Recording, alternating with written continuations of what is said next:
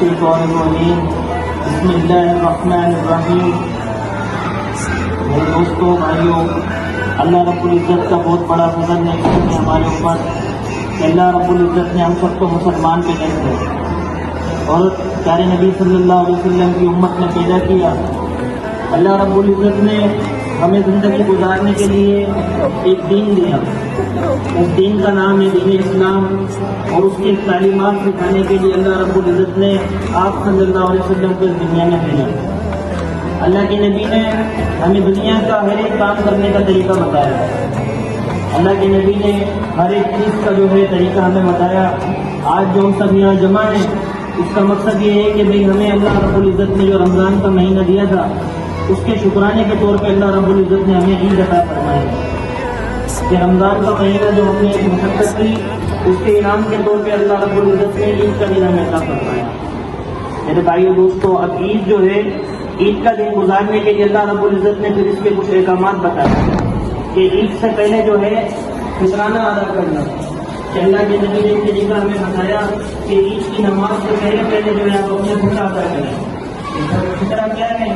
کہ فطرہ ادا کرنے سے اس کا ادا کرنے کا مقصد یہ ہے کہ ہمارے ساتھ وہ غریب جو اپنی جو ہے غربت کی وجہ سے اپنے آپ کو کمتر نہ سمجھیں، بلکہ ہم اپنے مال میں سے ان کا حصہ نکال کر صدقہ فطر ادا کر ان کو بھی اپنی خوشیوں میں شامل کریں۔ ایسا اللہ رب العزت نے ہمیں دین عطا فرمایا کہ عید کے دن میں غریبوں کو بھی اپنی خوشیوں میں شامل کریں، اور فرمایا کہ اس کی شرط ہے فطرے کی کہ عید کی نماز سے پہلے فطرہ ادا کر دیا گیا۔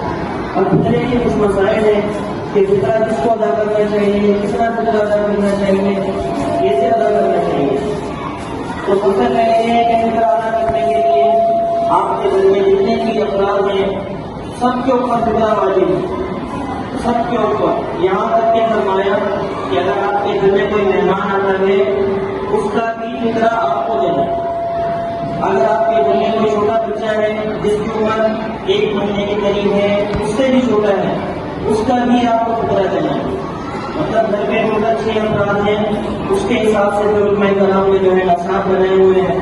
کچھ بندے جو ہیں وہ اناج کے دانے کے برابر یا اناج مطابق جو ہے صدقہ فطر کے حساب سے دینا چاہیں وہ بھی دے سکتے ہیں۔ اگر ہم کشمش کے وزن کے حساب سے دینا چاہیں تو وہ بھی دے سکتے ہیں۔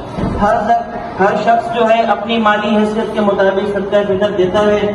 جس طریقے سے اس دور میں ابھی جو ہے گندم کے حساب سے اگر کوئی صدقہ فطر دے گا تو اس کے تقریباً 260 روپے ایک بندے کا وہ فطرہ بنتا ہے۔